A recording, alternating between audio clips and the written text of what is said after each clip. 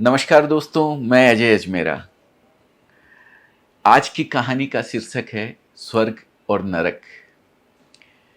एक बुजुर्ग महिला का देहांत हो गया। यमराज उसे लेने के लिए आए। महिला ने यमराज से पूछा, आप मुझे स्वर्ग ले जाएंगे या नरक? यमराज बोले, मैं तुम्हें दोनों में से कहीं नहीं ले जाऊंगा।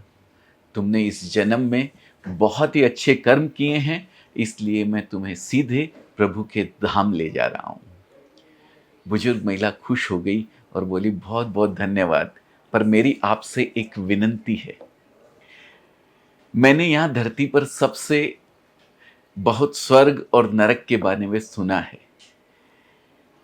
मैं एक बार इन दोनों जगहों को देखना चाहती हूँ।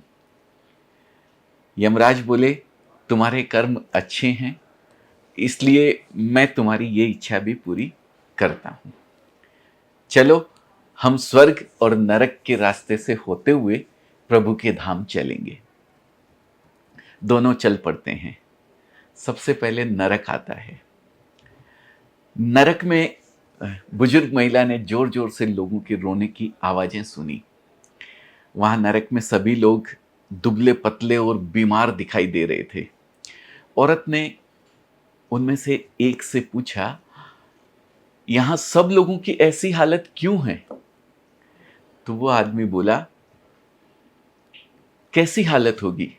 मरने के बाद जब से यहां आए हैं, हमने एक दिन भी खाना नहीं खाया है।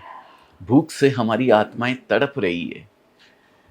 बुजुर्ग महिला की नजर एक विशाल पतीले पर पड़ी, बर्तन पर पड़ी, जो कि लोगों के कद से लगभग 300 फुट ऊंचा था। उस पतीले के ऊपर एक विशाल चमचा लटका हुआ था। उस पतीले में से बहुत ही शानदार खुशबू आ रही थी। बुजुर्ग महिला ने उस आदमी से पूछा, इस पतीले में क्या है? आदमी मायूस होकर बोला, ये पतीला बहुत ही स्वादिष्ट खीर से भरा हुआ है और हर समय भरा रहता है। तो बुजुर्ग महिला ने हैरानी से पूछा, इसमें खीर है तो आप लोग पेट भर के ये खीर खाते क्यों नहीं? भूख से क्यों तड़प रहे हैं? आदमी रो रो कर बोलने लगा, कैसे खाएं? ये पतीला 300 फीट ऊंचा है। हम में से कोई भी उस पतीले तक पहुंच नहीं सकता है। बुजुर्ग औरत को उन लोगों पर तरस आया। सोचने लगी, बेचारे खीर का पतीला होते हुए भी भूख से परेशान हैं, बेहाल है। शायद ईश्वर ने इन्हें यही दंड दिया होगा। यमराज बुजुर्ग महिला से बोले, चलो, हमें देर हो रही है, हम आगे चलते हैं। दोनों चल पड़े। कुछ दूर चलने पर स्वर्ग आया। वहां पर बुजुर्ग महिला को सबकी हंसते और खिलखिलाने की आवाजें सुनाई दी। सब लोग बहुत खुश दिखाई दे रहे थे। उनको खुश देखकर बुजुर्ग महिला ने खुद भी खुश हुई और उनसे पूछा कि भाई, तुम लोग इतने खुश क्यों हो?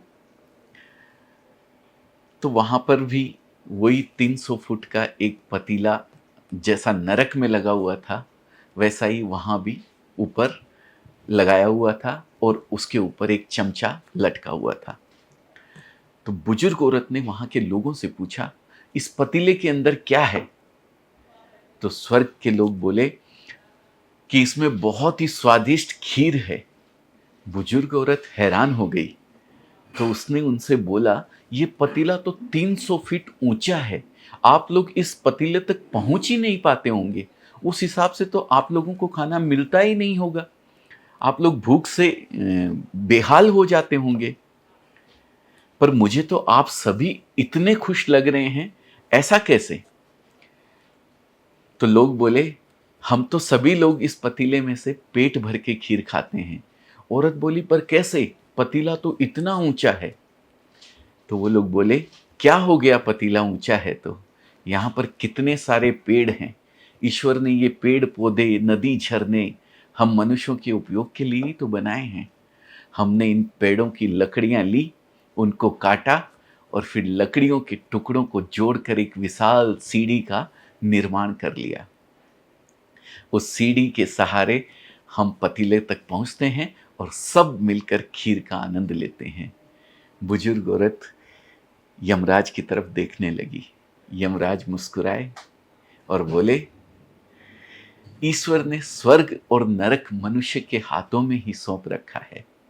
चाहे तो अपने लिए नरक बना ले, चाहे तो अपने लिए स्वर्ग बना ले। ईश्वर ने सबको एक समान हालातों में डाला है। उसके लिए उसके सभी बच्चे एक समान हैं। वो किसी के साथ भेदभाव नहीं करता है। वहाँ नरक में भी पेड़ पौधे सब थे, पर वो लोग खुद ही आलसी हैं। उन्हें खीर हाथ में चाहिए। वो कोई कर्म नहीं करना चाहते, कोई मेहनत नहीं करना चाहते, इसलिए भूख से बेहाल हैं। क्योंकि यही तो ईश्वर की बनाई इस दुनिया का नियम है। जो कर्म करेगा, मेहनत करेगा, उसी को मीठा फल खाने को मिलेगा। स्वर्ग और नरक आपके हाथ में है। मेहनत करें, अच्छे कर्म करें और अपने जीवन को स्वर्ग बनाएं। सदैव प्रसन्न रहिए। जो प्राप्त है वही पर्याप्त है। बहुत बहुत धन्यवाद।